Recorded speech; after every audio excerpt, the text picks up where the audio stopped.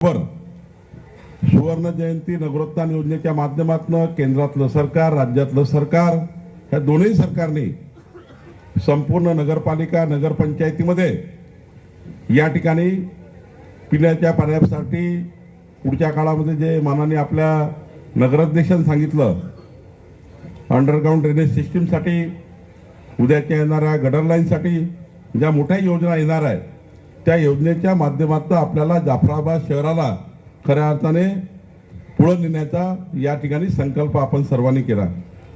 खरं तर जाफराबादचं नेहमीच मेहनती आणि स्वाभिमानी लोकांचं गाव हा या जाफराबाद शहराचा इतिहास हा कोरला गेला आहे. मला आठवतं रावसाहेब, मी कधी 35 वर्षापूर्वी या रोडनी गेलो होतो, जेव्हा मला शिर्डीला जायचं होतं 2001 मध्ये, तेव्हा जाफराबाद समजायचं नाही, हा रस्ता समजायचा नाही, काय परिस्थिती होती.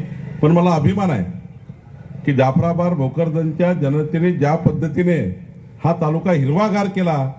मी आज मिरचीचं जे उत्पन्न या ठिकाणी बघितलं तर मला हेवा वाटला की इतकं मोठं काम होऊ शकतं. आमचे शेतकरी बांधव ज्या पद्धतीने मेहनत करतायत जाफराबाद आणि भोकरदन तालुक्यामध्ये आणि या जिल्ह्यामध्ये हरित क्रांतीसारखं आज एक मोठं केंद्र या ठिकाणी तयार झालं. आणि त्यामुळे मी आपल्या सर्व जाफराबादच्या शेतकऱ्याला नतमस्तक होतो की आपण जाफराबादचा चेहरा या ठिकाणी बदलण्याचं काम रावसाहेबजी आपण या ठिकाणी केलं. खरं तर आसरा देवी, जगदंबा देवीच्या या ठिकाणी पावित्र आणि पवित्र असलेलं या ठिकाणी हे देवस्थान, आणि या ठिकाणी मला अभिमान आहे. खरंच काळेसाहेब, या ठिकाणी मला अभिमानाने सांगायचं आहे, आमचा संतोष दानवे असा कोहिनूर हिरा आहे की मला कोहिनूर हिरा नेहमीच म्हणतो मी, कारण मी विधानमंडळामध्ये 2004 पासून आहे. मी जेव्हा विधानमंडळात गेलो रावसाहेब, तुमच्याच आशीर्वादाने तेव्हा तुम्ही आमचे सर्व नेते होते. मी विधिमंडळात गेल्यावर विधिमंडळाची गोल इमारत आणि मंत्रालयाची 7 मजल्याची इमारत, या त्या इमारतीला आपल्या भागातल्या जनतेकरता तिथे प्रश्न मांडणे विधिमंडळात. शेवटी जेव्हा विधिमंडळातला आपला आमदार हा 5 लाख जनतेचा वकील असतो, खासदारांना आपल्या 20-25 लाख जनतेची वकिली संसदेमध्ये करावं लागतं. आणि मायबाप सरकारसमोर जेव्हा प्रश्न आपला आमदार मांडतो, खासदार मांडतो दिल्लीमध्ये, तेव्हा सरकार जे मंत्री आहे, तर माझ्याकडे महसूल मंत्री म्हणून एखादा प्रश्न मांडला संतोष दानवेनी, तर मला सभागृहामध्ये उत्तर द्यावं लागतं. आणि मग सभागृहात दिलेलं उत्तर, विधानमंडळात केलेली घोषणा, ती घोषणा मंत्रालयाच्या 7 मजल्याच्या इमारतीमधनं त्या ठिकाणी लागणारे, त्या ठिकाणी मग पिण्याच्या पाण्याचे पैसे असतील, रस्ते असेल, वीज असेल, जे त्यांच्या मतदारसंघात जनतेच्या विकासाचे प्रश्न असतील, त्या प्रश्नाचे निर्णय होतात. मला या ठिकाणी जेव्हा मी आमदार झालो, मला 5 वर्ष विधिमंडळाची गोल इमारत आणि मंत्रालयाची 7 मजल्याची इमारत समजायला वेळ लागला. पण मला अभिमान आहे, ज्या दिवशी संतोष दानवे सभागृहात आले, 1 महिन्याच्या आतमध्ये संतोष दानवेंनी पूर्ण विधानमंडळ आणि या ठिकाणी मंत्रालयाचे 7 मजल्यामध्ये रावसाहेबजी आपला ठसा उमटवला.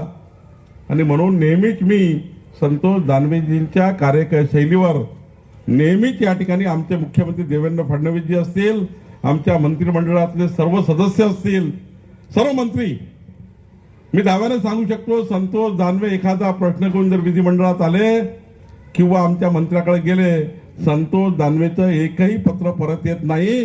एवढी क्षमता संतोष दानवेमध्ये त्या ठिकाणी त्यांच्या कर्तृत्वाने, त्यांच्या नेतृत्वाने एक कार्यकुशल कार्यकर्ता म्हणून समाजाच्या शेवटच्या व्यक्तीच्या कल्याणाकरता आपलं संपूर्ण जीवन समर्पित करणारा एक अत्यंत लोकप्रिय कार्यकर्ता म्हणून संतोष दानवे सारखा एक कोहिनूर हिरा आमच्या या ठिकाणी आमच्या विधिमंडळामध्ये आहे. आणि म्हणून या ठिकाणी आम्हाला त्याचा या ठिकाणी खऱ्या अर्थाने वयाच्या 27व्या वर्षापासून आपल्या या ठिकाणी त्यांनी आपल्या जीवनामध्ये आपल्या सर्वांची सेवा सुरू केली आहे. या ठिकाणी खरं तर कल्याण काळेजी, रावसाहेब दानवेजी, मी सांगतो ना, चिंता नको करू, रावसाहेब दानवेजी याच्याबद्दल काही सांगायची आता मला काही गरज नाही आहे. असा कुठलाही म्हणजे वयाच्या 8 वर्षापासून तर 100व्या वर्षाच्या वयापर्यंतच्या कुठलाही व्यक्ती रावसाहेबांच्या व्यक्तिमत्व कर्तृत्वावर आणि त्यांनी केलेल्या समर्पित भावनेवर या ठिकाणी काही त्यांच्या समर्पणावर सांगायची गरज नाही. पण आज या ठिकाणी कल्याण काळेजी आपल्या सर्वांना ह्या व्यासपीठाने एकत्रितपणे या महाराष्ट्राच्या विकासाकरता विकसित देशाकरता काम करायचं आहे. माननीय प्रधानमंत्री मोदीजींनी विकसित भारताचा संकल्प केला. 2047 मध्ये जगातला सर्वात श्रीमंत भारत, 2047 मध्ये जगातला सर्वात विकसित भारत करण्याचा संकल्प माननीय प्रधानमंत्री मोदीजींनी केला. आणि माननीय देवेंद्र फडणवीसजी जे आमचे मुख्यमंत्री आहे, त्यांनी या ठिकाणी देवेंद्र फडणवीसजींनी 2029चा महाराष्ट्र, येणाऱ्या 2029 पर्यंत महाराष्ट्र कुठे गेला पाहिजे, 2035चा महाराष्ट्र कुठे गेला पाहिजे आणि 2047चा विकसित भारतासोबत विकसित महाराष्ट्र ही भूमिका कशी स्वीकारली गेली पाहिजे याकरता एक 100 दिवसाचा कार्यक्रम, 150 दिवसाचा कार्यक्रम आणि या कार्यक्रमाच्या माध्यमातून संपूर्ण प्रशासकीय यंत्रणा, आमचे कलेक्टर असतील, आमचे तहसीलदार असतील, मंत्रालयाच्या मुख्य सचिवापासून तलाठ्यापर्यंत असेल, ग्रामसेवकापासून तर राज्याच्या ग्रामविकास मंत्र्यापर्यंत या राज्याचं संपूर्ण मंत्रिमंडळ, या राज्याचं सर्व प्रशासकीय मंडळ हे समाजाच्या शेवटच्या व्यक्तीच्या कल्याणाकरता आणि विकसित महाराष्ट्राकरता कामाला लागलं पाहिजे याकरता आपलं सरकार त्या ठिकाणी काम करत आहे. आणि म्हणून खऱ्या अर्थाने माननीय देवेंद्र फडणवीसच्या नेतृत्वामध्ये या ठिकाणी अनेक बाबी पूर्ण करण्याचा आपण प्रयत्न करतोय. मला अभिमान आहे की माननीय नगराध्यक्षांनी या पद्धतीनं जे मांडलं, पाणी आरक्षणाचा असेल, ही योजना मंजूर करून घ्यायची असेल, रावसाहेब दानवेजींनी, संतोष दानवेजींनी, कल्याण काळेजींनी, सर्वांनी या ठिकाणी आपापली भूमिका आपल्या नगरसेवकांनी पार पाडली. आपल्या सर्व नगरसेवकांनी शेवटी कुठल्याही विकासाच्या कामामध्ये जोपर्यंत आपण व्यासपीठ एकत्र येत नाही तोपर्यंत विकास होऊ शकत नाही. पण हे विकास करताना मंत्रालयामध्ये एक जे वजन लागतं, आज एसटीचं एवढं मोठं त्या ठिकाणी बसस्टँड, एवढी मोठी 50 कोटीची पिण्याची पाण्याची योजना, आणि हे करत असताना मला या गोष्टीचा अभिमान आहे की संतोषजींनी म्हटलं ते या ठिकाणी आपल्या नगराध्यक्षांनी सांगितलं, ते काळेसाहेबांनी पुढे नेलं, त्यानंतर दानवे साहेबांनी पुढे नेलं. विकासाच्या संकल्पनेमध्ये जनतेचा सहभाग महत्वाचा आहे. जोपर्यंत जनता विकासाच्या मुख्य धारेमध्ये येत नाही तोपर्यंत लोकप्रतिनिधी विकास करू शकत नाही. आज संतोष दानवेंनी जर 50 कोटी रुपये आणून दिले असतील, बसस्टँडसाठी 5 कोटी रुपये आणून दिले असतील, पण जोपर्यंत तुम्ही सर्व लोक या विकासाच्या कामावर लक्ष टाकत नाही, आपल्या भागामध्ये होत असलेला विकास हा क्वालिटीचा होत आहे का की आपण आणलेले पैसे वाया जात आहे याच्यावर लक्ष देत नाही, तोपर्यंत कोणी लोकप्रतिनिधी चांगलं काम करू शकत नाही. आणि म्हणून संतोष दानवेंनी जे तुम्हाला या ठिकाणी जे महत्वाचं तुम्हाला त्या ठिकाणी आवाहन केलं की विकासाच्या कामावर प्रत्येक जनतेने लक्ष दिलं पाहिजे.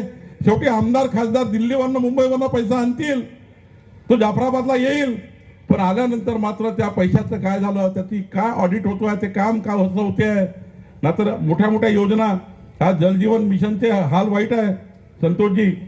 आज जलजीवन मिशन ज्या पद्धतीने काळेसाहेब या ठिकाणी ज्या पद्धतीने बंद पडलाय, जनतेची अपेक्षा होत्या, पण आपल्याला जलजीवन मिशनमध्ये आता लक्ष टाकावं लागणार आहे. जलजीवन मिशनच्या योजनाला आता पुढे न्यावं लागणार आहे आणि त्यामुळं याकरता आपल्याला पुढच्या काळात काम करायचं आहे. मी या ठिकाणी आवर्जून सांगेल, मला जास्त वेळ नाही पण भरपूर सांगायचं होतं. आज रक्षाबंधन आहे, रक्षाबंधनाच्या दिवशी मी आपल्याला आवर्जून सांगेल,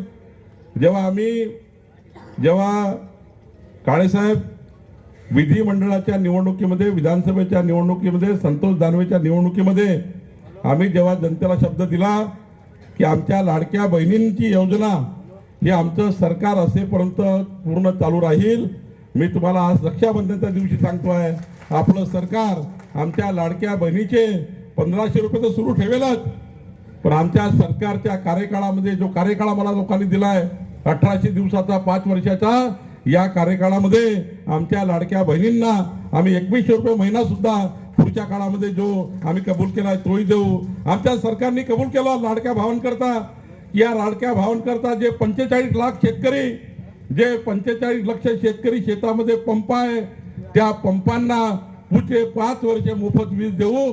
पुढचे 5 वर्ष आमचं सरकार शेतकऱ्यांना मोफत वीज देईल, मोफत पंप देईल आणि खऱ्या अर्थाने एक शेतकऱ्याच्या जीवनामध्ये जी मोठी हरित क्रांती आपण या जाफराबाद तालुक्यात आणली आहे ती कायम ठेवण्याकरता सरकार काम करेल. आणि एवढंच नाही, काल माननीय मुख्यमंत्र्यांनी माननीय रावसाहेब या ठिकाणी अत्यंत महत्वाचं या ठिकाणी विधान केलं. आज विजेचा घरगुती विजेचा रेट हा 8 रुपये आहे. 8 रुपये 10 पैशांनी विजेचा 5 वर्षांनी 2029 मध्ये प्रत्येक वर्षी 10% रेट वाढणार आहे. म्हणजे जर 8 रुपये 10 पैशाचा वीज आहे, प्रत्येक वर्षी 80 पैसे वाढले तर पुढच्या 5 वर्षांनी काळे साहेब 12 रुपये 10 पैसे विजेचा रेट घरगुती विजेचा रेट होईल आणि कॉमर्शियल रेट 18 रुपये होईल आणि इंडस्ट्रियल रेट 15 रुपये होईल. पण ज्या पद्धतीचं नियोजन आपण या ठिकाणी केलं आहे, दानवे साहेब माननीय मुख्यमंत्र्यांनी काल जे नियोजन केलं, आता पुढच्या 5 वर्षांनी जे 12 रुपये 10 पैसे विजेचे रेट होणार आहे ते आता 12 रुपये 10 पैसे होणार नाही, ते 6 रुपये होतील. या ठिकाणी एवढं नियोजन या ठिकाणी विजेच्या घरगुती बिलाचं आपण केलं. आणि आता तर या राज्यातल्या 30 लाख घरकुलांना माननीय प्रधानमंत्री मोदीजींनी 30 लाख घरं दिलंय. नगराध्यक्षांनी सांगितलं गोष्ट खरी आहे की 5 ब्रास वाढू आम्ही त्यांनी देतोय. 5 ब्रास वाढू सोबतच आम्ही आता त्यांच्या घरावर सूर्यघर लावतोय. 40,000चं सूर्यघर, ज्यातनं पुढचे 25 वर्ष गरीब माणसाला विजेचं बिलच येणार नाही. याकरता 30 लाख घरं सूर्यघर योजनेमध्ये आपण देतो आहे. जाफराबादमध्ये सुद्धा माझी विनंती नगराध्यक्षाची आपल्याला राहील की जेवढे घरकुलं मंजूर झाले आहेत त्यांना 5 ब्रास निधी मिळेलच, पण 40,000चं सूर्यघर त्या प्रत्येक घरावर लावण्याचं काम सुद्धा आपलं सरकार करणार आहे. याच्याकरताही आपण या ठिकाणी काम करणार आहे. मी 2-3 निर्णय महत्वाचे घेतले या ठिकाणी. रावसाहेब तुम्ही सूचना दिली होती, हे जे शैक्षणिक शाळेमध्ये विद्यार्थी आहे या शाळेच्या विद्यार्थ्यांना आपल्याला 500 रुपयाचा स्टॅम्प लागल्याशिवाय त्या ठिकाणी त्यांचा दाखला मिळत नाही, कास्ट सर्टिफिकेट मिळत नाही, व्हॅलिडिटी मिळत नाही. पण आता आपण निर्णय घेतला, या राज्यामध्ये कुठलाही मुलगा शाळेचा दाखला, कुठलंही domicile certificate, caste certificate, income certificate काढण्याकरता गेला 1 रुपयाचा स्टॅम्प पेपर लागणार नाही, 500 रुपयाचा स्टॅम्प पेपर सुद्धा लागणार नाही. हाही आपण निर्णय घेतला. आपण या ठिकाणी भावकीची जमीन 200 रुपयात मोजून द्यायची, भावकीचे रजिस्ट्रेशन 500 रुपयात करून द्यायचे. आणि सर्वात महत्वाचा जो तुकडेबंदी कायदा आपण हटवलेला आहे, या तुकडेबंदी कायद्याने जाफराबाद मधले जवळपास 50% शहर जेव्हा आम्ही प्रॉपर्टी कार्ड वाटप करू, जेव्हा या जाफराबाद शहरामध्ये आम्ही त्याचं प्रॉपर्टी कार्ड वाटप करू, तेव्हा तुकडेबंदी कायद्याचे बंधन हटवून सर्वांना स्वामित्व मिळालं पाहिजे, प्रॉपर्टी कार्ड मिळालं पाहिजे. याचे आम्ही काम करणार आहे. आम्ही जाफराबाद शहराचा ड्रोन सर्वे करून या प्रत्येक घरांना प्रॉपर्टी कार्ड देण्याचा निर्णय आपलं सरकार करणार आहे. एवढंच नाही तर आपल्या सरकारने आता निर्णय घेतला आहे की आमदाराच्या अध्यक्षतेखाली, कल्याण काळे साहेब आमदाराच्या अध्यक्षतेखाली आता पांधन रस्त्याची समिती आम्ही करतोय. आणि पांधन रस्ते असे करणार आहेत जे सिंगल डॉटेड आहे, डबल डॉटेड आहे. ईडीओ साहेब, हे सर्व रस्ते सिंगल डॉटेड, डबल डॉटेड रस्ते मोजून काढायचे आहेत. दोन्ही बाजूला झाडं लावायचे आहे. म्हणजे त्याची बाउंड्री फिक्स करताना दगडाने फिक्स नाही करायची, तर दोन्ही बाजूला झाडं लावत न्यायचे. म्हणजे झाडांनी बाउंड्री फिक्स झाल्यानंतर मग संतोष दानवे साहेब त्यांच्या अध्यक्षतेखाली जी समिती आहे ते सचिव तहसीलदार राहणार आहे, आमचा मोजणी अधिकारी त्यामध्ये मेंबर राहणार आहे, आमचा कार्यकारी अभियंता PWDचा त्या ठिकाणी मेंबर राहणार आहे. आणि या राज्यातले पुढच्या 5 वर्षामध्ये संतोष दानवेच्या अध्यक्षतेखाली जी समिती होईल, एकही पांधन रस्ता हा कच्चा राहणार नाही, तो पक्का झाल्याशिवाय राहणार नाही. मी माननीय देवेंद्र फडणवीस साहेबांना विनंती केली आहे की या राज्यामध्ये एखादा मोठा रस्ता झाला चालेल, पण या राज्यामधले संपूर्ण शेतकऱ्याच्या शेतातला रस्ता झाला पाहिजे. शेतकऱ्याच्या शेतातला रस्ता पक्का असेल, शेतकऱ्याला 12 तास जर वीज असेल आणि शेतकऱ्याच्या शेतामध्ये पाणी असेल, हा शेतकरी सुजलाम सुफलाम झाल्याशिवाय राहणार नाही आणि महाराष्ट्र सुजलाम सुफलाम झाल्याशिवाय राहणार नाही.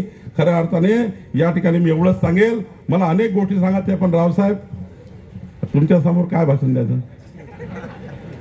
खरं तर तुम्ही आमच्याला शिकवणार आहे सर्व, त्यामुळे तुमच्या नंतर माझं भाषण काही योग्य नव्हतं, पण मंत्री म्हणून तुम्ही मला ती संधी दिली. मी तुम्हाला एवढंच सांगतो कल्याणजी, रावसाहेबांमध्ये जी क्षमता आहे ना,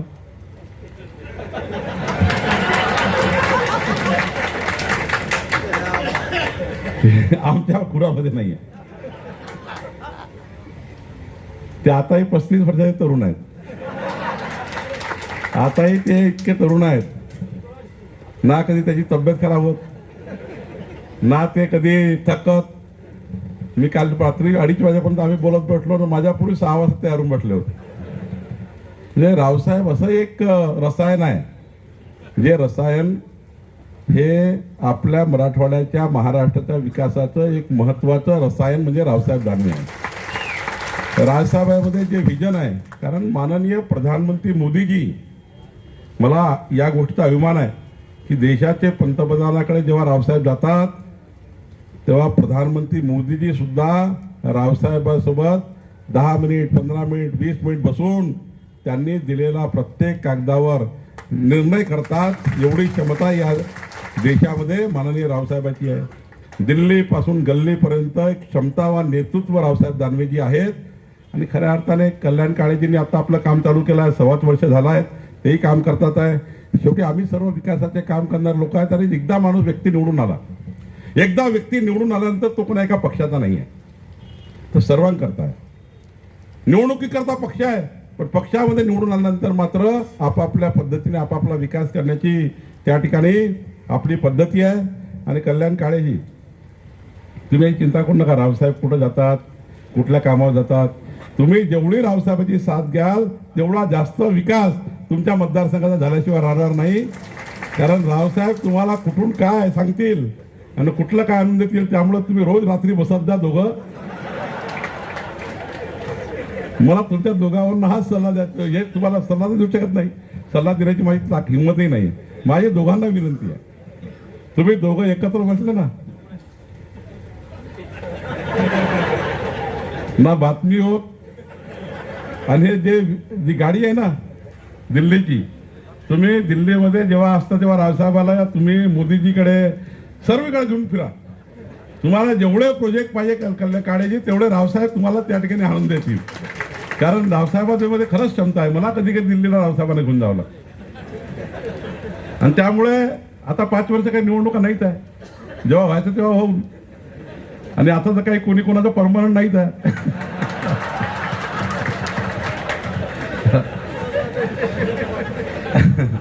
रोज तुम्हाला भूकंप दिसून राहिले, रोज भूकंप. आणि आमच्या नगरात दिसत आहे, तुम्ही काळजी करूच नका. महाराष्ट्र रावसाहेबांनी सांगितलं काळजी करू नका, कल्याण काळेंनी सांगितलं काळजी करू नका, मी सांगतो काळजी करू नका, संतोष दानवेंनी सांगितलं काळजी करू नका. आता याच्यापेक्षा कोणती सर्टिफिकेट पाहिजे? तुम्ही सांगाल ते काम आम्ही करू. कारण महसूल मंत्री म्हणून मी तुम्हाला सांगतो, सर्व समाजाला, सर्व गरीब माणसाला प्रॉपर्टी कार्ड देण्यापासून प्रत्येक काम आपल्याला करायचं आहे. आमची महसुली यंत्रणा, काल मी 5 तास बसलो, आमची महसुली यंत्रणा संपूर्ण या ठिकाणी काम करेल. आणि या जाफराबाद तालुक्याचं चित्र आपण सर्व मिळून बदलवा. आणि आज मला पहिलं वाटलं की संतोष दानवे बोलले का डायरेक्ट मला बोलायला भेटेल, त्यामुळं मला माहीत नव्हतं तुम्ही बोलत आहे. पण तुम्हीच पहिला आधी बोलायला पाहिजे होतं, मग संतोषने बोलायला पाहिजे होतं. पण ठीक आहे, नंतर तुम्ही बोलले, आम्हाला कळलं की तुमच्यामध्ये काय क्षमता आहे. आणि रावसाहेबांनी म्हटलं की काही काळजी करू नका. आणि कल्याण काळे साहेबांनी आता रावसाहेब एकत्र रोज बसणार आहे, त्यामुळं काही काळजी करायची गरज नाही आहे. जे काही आता या भोकरदन आणि या जालना जिल्ह्यामध्ये आपण संपूर्ण विकासाचं काम करू. आणि खऱ्या अर्थाने देवेंद्र फडणवीस सरकार, आपलं सरकार हे समाजाच्या शेवटच्या माणसाकरता काम करेल, एवढंच वचन मी आपल्याला देतो. आपण सर्वांनी या ठिकाणी इतक्या पावसामध्ये इतक्या मोठ्या संख्येने आपण सर्व हजर झालात, त्याबद्दल आपल्याला सर्वांना शुभेच्छा देतो. खूप खूप धन्यवाद.